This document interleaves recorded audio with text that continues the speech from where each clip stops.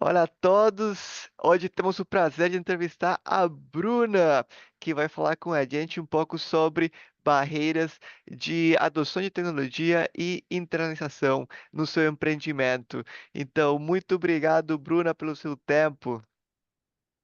Muito obrigada, Dan, pelo convite. Estou muito animada de falar com você, estou feliz de estar contribuindo para essa pesquisa, para o seu trabalho, que também possa contribuir para outras pessoas empreendedoras e empresários a pensar sobre esse tema. Isso, muito bem. Você poderia começar falando sobre o seu empreendimento, o setor em que atua, as principais atividades e o número de colaboradores? Perfeito. Eu tenho uma agência de comunicação, se chama Ganda Lab Criativo. A gente tem esse nome de laboratório criativo porque a gente não é uma agência comum. A gente atua também com alguns produtos. Além disso, porque a gente entende que a criatividade ela é um motor para a transformação. Uhum, O nosso trabalho é focado muito em equidade, em inclusão e diversidade. Então, na nossa agência, a gente só trabalha com mulheres e pessoas LGBTs e uhum. também, então a gente emprega essas pessoas fazendo a questão da inclusão produtiva e a gente atende só também empresas que trabalham com impacto social. Então, o nosso trabalho é trazer visibilidade para essas causas feitas para essas empresas. Então, o que acontece? A gente tem um primeiro impacto positivo no mundo, que é direto de empregabilidade de mulheres e pessoas LGBTs, e a gente tem o nosso impacto secundário, que é dar visibilidade a causas importantes que precisam ser discutidas, e conscientizando a sociedade sobre essas temáticas. Isso. E quantas pessoas trabalham, na organização? A gente trabalha num formato que a gente é um hub criativo. Então, a gente tem um time enxuto de 5 pessoas especialistas dentro da empresa, mas a gente trabalha com uma rede de freelancers, pessoas pontuais, que a gente chama de acordo com o projeto. Então, se a gente tem um projeto de educação, a gente vai chamar uma pessoa focada em educação. A gente tem um projeto focado em meio ambiente, a gente vai ter uma pessoa focada em meio ambiente. Esse formato faz que a gente sempre tenha uma pessoa especialista e consiga entregar um conteúdo personalizado para os nossos clientes. Isso, maravilha. Então, bora conversar um pouco sobre adoção de tecnologia. Que tão importante para seu empreendimento a adoção de novas tecnologias? Eu acho que como a gente trabalha, né? Primeiro que a gente é uma empresa de comunicação, e a comunicação e tecnologia, elas andam juntas. E segundo, porque por a gente trabalhar nesse formato enxuto, de ser 5 pessoas que trabalham com a rede de freelancer, se você perguntar quantas pessoas estão trabalhando hoje na nossa empresa, hoje a gente tem mais de 20 pessoas trabalhando pela Ganda Lab Criativo, no qual 5 são nossos, 15 são freelancers, atendendo 8 clientes, tá? Então, só para trazer esse formato. Então, a tecnologia, ela é essencial para a nossa empresa. Primeiro, falando do primeiro time, né, que é o time, o Hub, né, o Core Team, Uhum, porque através da tecnologia IA, a gente consegue ser muito mais eficiente e produtivo. O uhum, segundo ponto é que a gente está baseado em Pernambuco, no Nordeste do Brasil, só que os freelancers estão espalhados por todo o Brasil. Então, a tecnologia ela é importante na parte de automação e construção do processo. Ela é uhum. importante na parte de comunicação entre as equipes e ela também é importante na parte de metodologia criativa. Então, hoje a gente quer inserir mais tecnologia na nossa empresa, principalmente com o uso das IAs inteligentes na parte da criatividade e comunicação. Mas hoje a gente ainda não inseriu. A nossa startup, ela tem 4 anos. Então, o primeiro momento da instituição foi entender o mercado e nossos produtos. O segundo momento da instituição foi aumentar o marketing e vendas para conseguir clientes estruturados.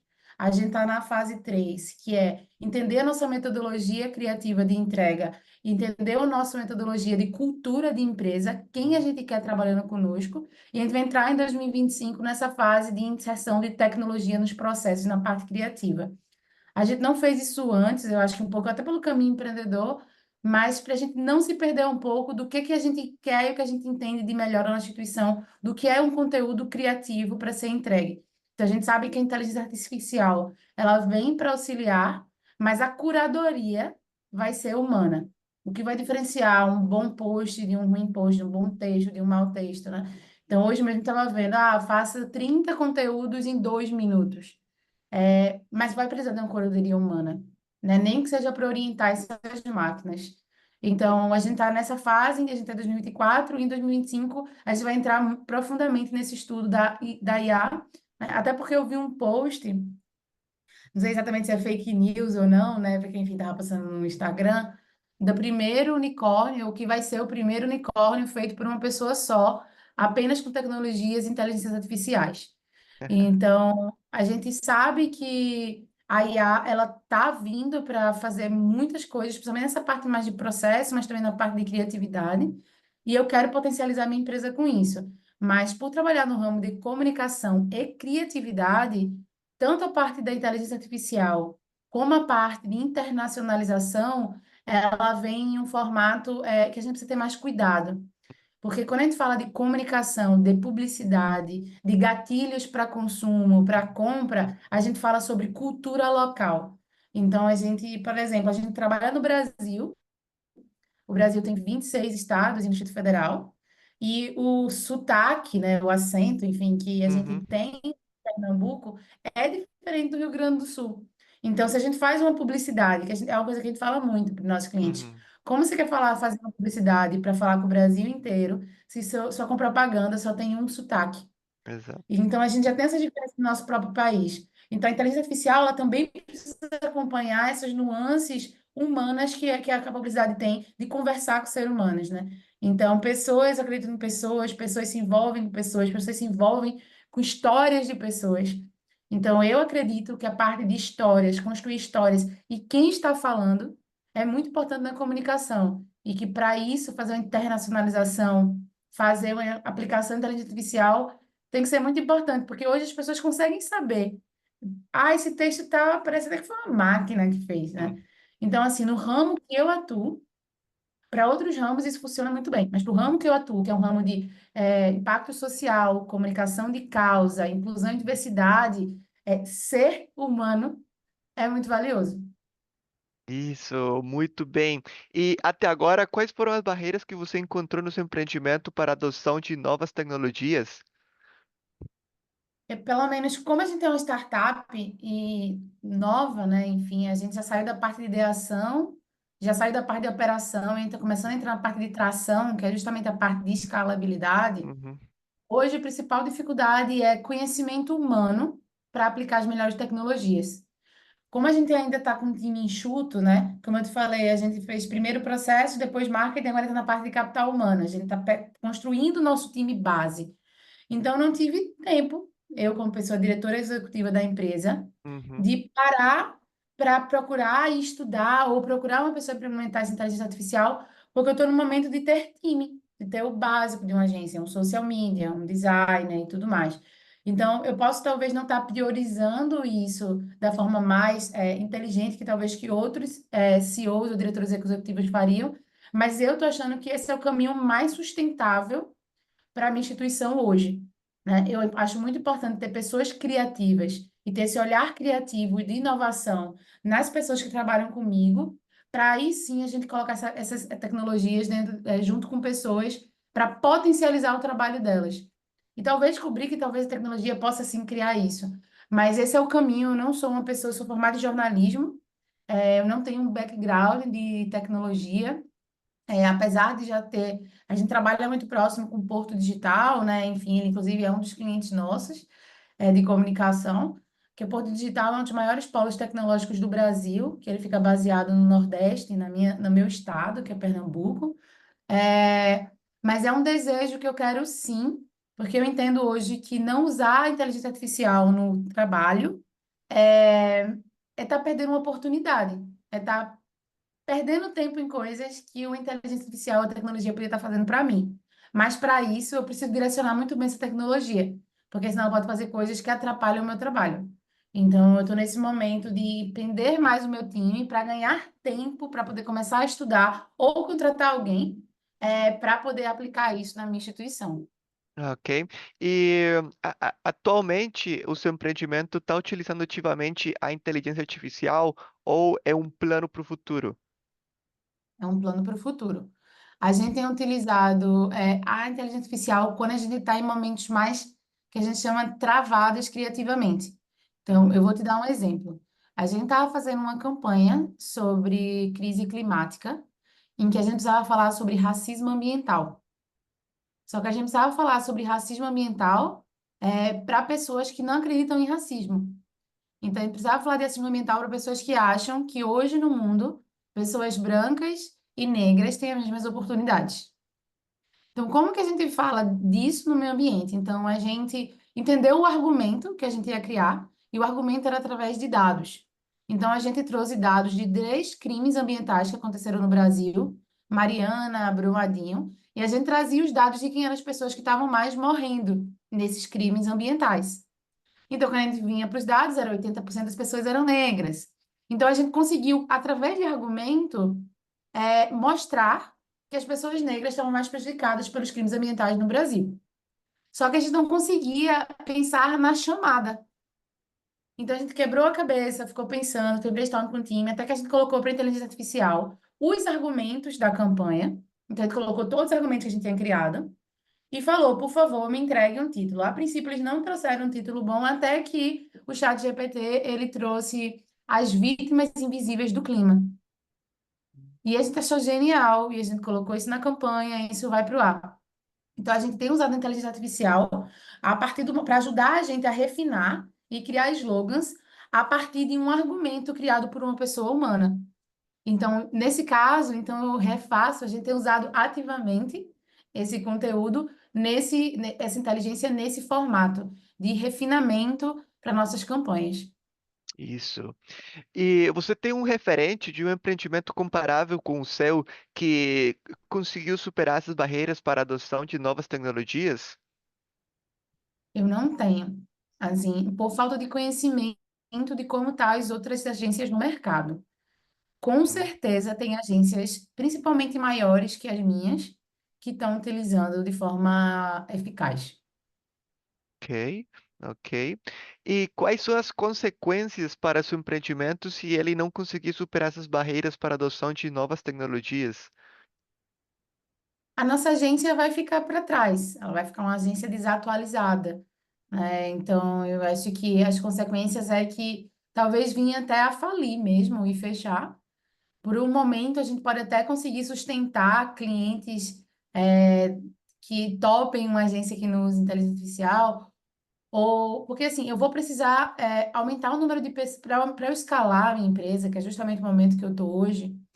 Eu preciso atender mais clientes e tentar não aumentar tanto o número de pessoas, porque a escalabilidade ela vem de replicar uma ideia, né, de forma cada vez mais eficaz, diminuindo o custo.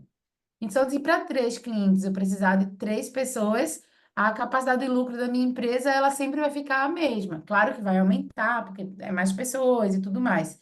Então, para a minha agência chegar onde eu quero que ela chegue, de atingir mais pessoas, que a nossa metodologia de criação, que é uma metodologia de criação e de comunicação inclusiva, diversa, que emprega pessoas que estão em grupos minorizados, que faz uma comunicação que conscientiza a sociedade, ela precisa escalar, porque o mundo ele está com muitos problemas. Então, as soluções ela tem que ser tão grande e agir tão rápido quanto os problemas. Então, para nossa comunicação gerar essa consciência na sociedade e contribuir para várias causas, eu acredito que a tecnologia e a escala sejam essenciais. Isso. E quais soluções você vê para seu empreendimento superar essas barreiras de adoção de novas tecnologias?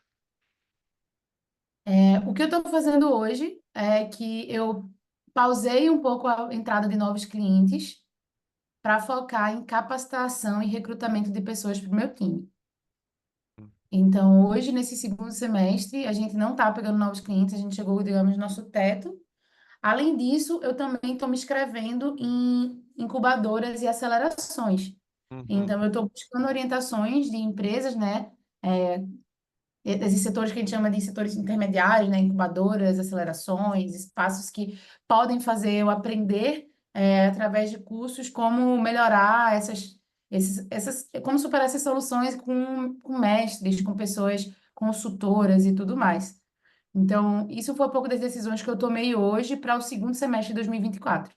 Muito bem, muito bem. Então, agora a gente pode falar um pouco sobre internacionalização, né? Então, a gente pode ter uma perspectiva da internacionalização, palavra muito longa e difícil de falar, não só da questão do mercado, de ter clientes fora do Brasil, mas também, por exemplo, a gente pode considerar também fonte de conhecimento, treinamento, ou também até pessoas que trabalhem, né, na organização.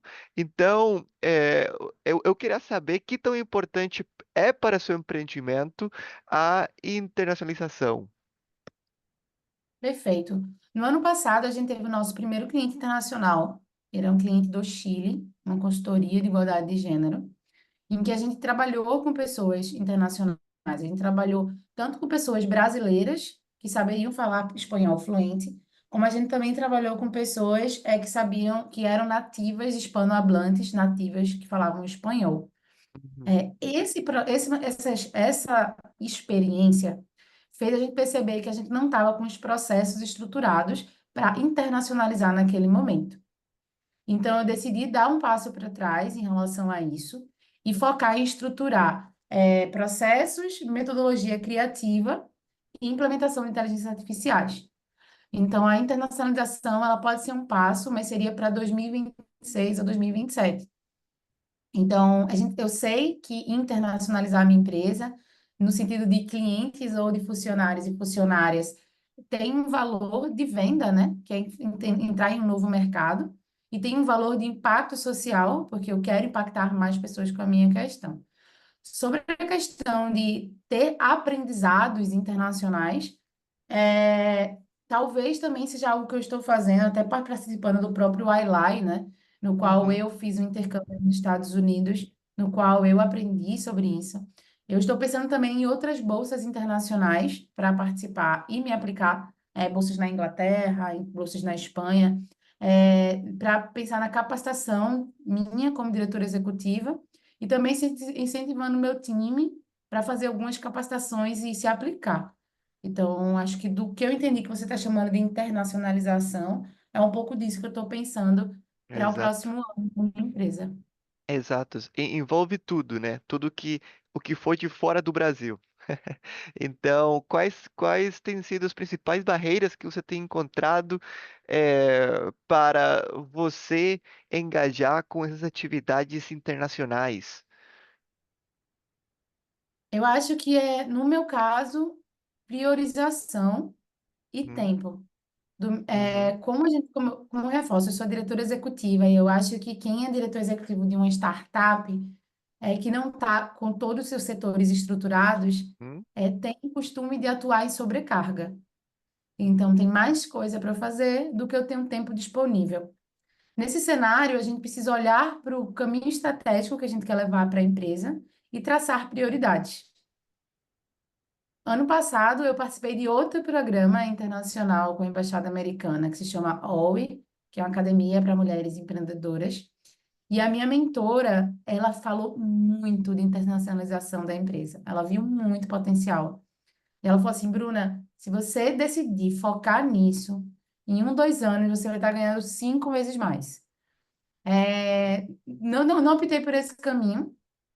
Eu acho que no mundo de pessoas empreendedoras, empresárias, diretoras de corporações, a gente sabe que não tem muito certo e errado. Existem vários caminhos para chegar no mesmo lugar e você precisa entender qual caminho você quer tomar, porque um sim sempre quer dizer um não. Então, eu fiz uma análise na época e eu optei por esperar mais para esse momento. E por falta de tempo, falta de maturidade da equipe, que eu considerei, e hoje eu estou decidindo, como eu falei, em estruturar uma equipe muito forte para poder dar passos maiores. Isso, muito bem.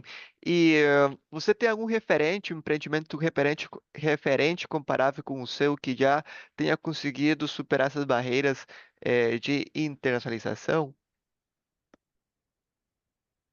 Eu não consigo pensar, né? Eu acho que não consigo pensar assim rápido. Se eu parar para pensar, eu consigo pensar em agências que Uhum, estão atuando de forma internacional, uhum, brasileiras, uhum. que atendem clientes internacionais. Talvez as maiores do Brasil, a África, possa fazer isso. Com certeza tem. Só não consigo Isso. pensar. Tudo bem. E quais são as consequências para seu empreendimento de não conseguir superar essas barreiras para internacionalização na forma que você planeja? Eu acho que é preciso entender, a pessoa empreendedora precisa entender, que quando ela empreende, existe uma coisa muito importante que é a saúde dela mesma. Não existe uma empresa que vai bem, um empreendimento que vai bem, se a pessoa que está trabalhando dela não está bem. E é muito importante falar sobre saúde mental, principalmente nesse momento pós-pandemia, e principalmente quando a gente tem muito essa cultura do trabalho enquanto eles dormem. Então, quando a gente está tendo muitas pessoas que estão tendo burnout, ansiedade, enfim. Hoje, as doenças mentais, as questões de saúde mental tem que estar muito perto, até superado, o motivo das pessoas pararem de trabalhar, de saúde. Que antes a gente tinha uma que a gente chama de LER, né, que é lesão por esforço repetitivo, e hoje a saúde mental ela tem chegado muito perto de fazer as pessoas pararem de trabalhar porque elas não estão bem. Então, ao decidir que uma empresa cresça, vire um unicórnio, internacionalize, eu acho que a pessoa empreendedora precisa entender Uhum, se vai ser saudável e sustentável para ela e para as pessoas da equipe. tá. Então, hoje, eu não consigo responder para você as principais consequências de eu não internacionalizar minha empresa. Por quê? Porque talvez, se eu for a melhor empresa do Brasil, ou a melhor empresa da minha região, Nordeste, seja suficiente para tanto eu como para minha equipe viver bem. Hum, Quando você pergunta, eu vejo que o maior prejuízo talvez seja a gente não impactar e conscientizar todas as pessoas que a gente gostaria sobre as causas que a gente trabalha. Só que ainda assim, eu consigo pensar que se a nossa agência, ela vira uma escola de agências, por exemplo, eu posso ensinar outra agência a fazer essa mudança de comunicação e ela internacionalizar e ela transformar o mundo. E ainda assim vai ter sido o impacto vindo da minha agência se eu decidir que eu vou criar uma agência para treinar outras agências, ou fazer uma escola de publicidade, por exemplo. Eu conheço um CEO que ele era CEO de uma agência e ele decide abrir uma escola de publicidade para mudar a forma que as pessoas fazem. E hoje, nas maiores agências do Brasil, se chama Miami School, é uma das maiores agências de escola de publicidade do Brasil. Em quase toda grande agência tem um aluno dele, em que ele fala dos valores que ele acredita, e que ele fala dos ensinamentos que ele acha que a publicidade deve ser. Então, é um pouco disso, assim, eu não sei as consequências, porque eu ainda estou estruturando o caminho que eu quero levar. Mas eu acho que internacionalizar ou não a sua empresa tem que vir da decisão da pessoa diretora executiva, sabendo os ônus e bônus dessa escolha, uhum, que tem muita coisa boa, mas as pessoas precisam pesar com muita responsabilidade isso. isso. E quais são as principais formas que você vê no seu empreendimento para superar essas barreiras para internacionalização? Eu acredito que é entender muito bem qual é a nossa metodologia criativa e metodologia de impacto, porque ela pode sim ser adaptada para diferentes culturas, diferentes línguas, diferentes realidades. Então, assim, hoje eu estou tentando pensar muito como que eu decido essa minha metodologia e começar pilotos em outros países, porque a gente tem, por exemplo, a gente chegou a conversar com clientes em que a gente fez uma campanha no Brasil sobre uma temática e o cliente pediu para a gente fazer esse case em inglês Uhum, para replicarem nas outras unidades em todo o Brasil, em todo o mundo. uhum, Então, a gente já tem isso. O cliente que atendeu a gente aqui no Brasil, a gente pegou uma pessoa na solução, que era uma solução para meninas de 13 a 15 anos, no interior de uma cidade daqui do Brasil, que era o Maranhão, interior do estado do Maranhão. E eles pegaram essa nossa apresentação, metodologia, obviamente isso foi acordado financeiramente, e replicaram para outras meninas de 13 a 15 anos de interior de outras cidades do mundo. uhum. Então, isso é um exemplo de que a gente pode sim internacionalizar e superar essas barreiras, mas a gente precisa saber muito bem ou a nossa metodologia ou como categorizar uma metodologia após um case de sucesso de uma entrega.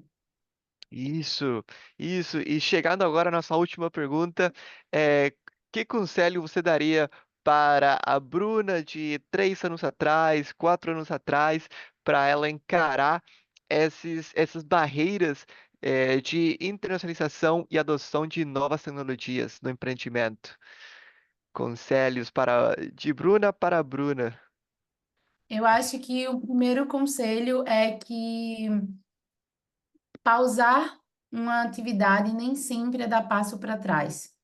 A gente começou uma internacionalização por oportunidade, no qual a gente foi procurada por essa agência chilena, que queria uma agência de fora do Chile, e a gente foi indicada para ela.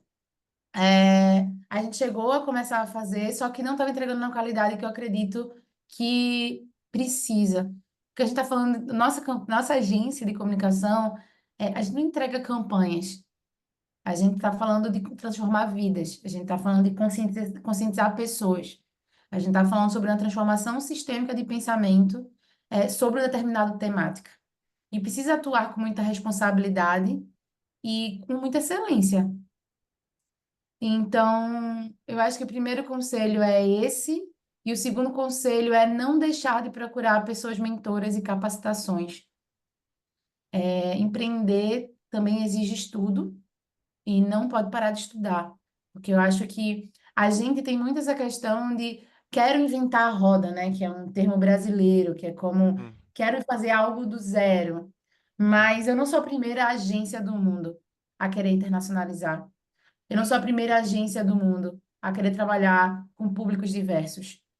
Então, entender que outras soluções estão sendo feitas e como adaptar para a minha realidade. Obviamente, eu preciso de uma inteligência nossa, né? Porque a gente precisa entender a diferença de inspiração e plágio. Eu não estou falando de plagiar ou copiar outra pessoa, eu estou falando de me inspirar e adaptar para a minha realidade. Então, eu acho que esses seriam os dois principais conselhos. isso. Como que as pessoas podem achar o seu empreendimento, a sua agência? Como que pode entrar em contato? Perfeito. A gente tem um site que é www.gandalabcriativo.com, Gandalabcria Criativo, Tivo, gandalabcriativo.com. E o nosso Instagram é @ganda.lab. E também a gente está no LinkedIn. Ao entrar em contato nessas plataformas, a gente vai ter o contato para um WhatsApp, que pode falar diretamente com as pessoas da nossa instituição, entender formatos. Adoro conversar, adoro trocar. Eu só cheguei até aqui porque eu conversei, como eu trouxe, com muitas pessoas mentoras e estou super disponível para colaborar com as outras pessoas, seja de qual forma. Então é isso. Muito obrigado, Bruna, pelo seu tempo e sua participação. Então agradeço muito. Eu que agradeço pelo trabalho e conte comigo para as próximas. Até mais.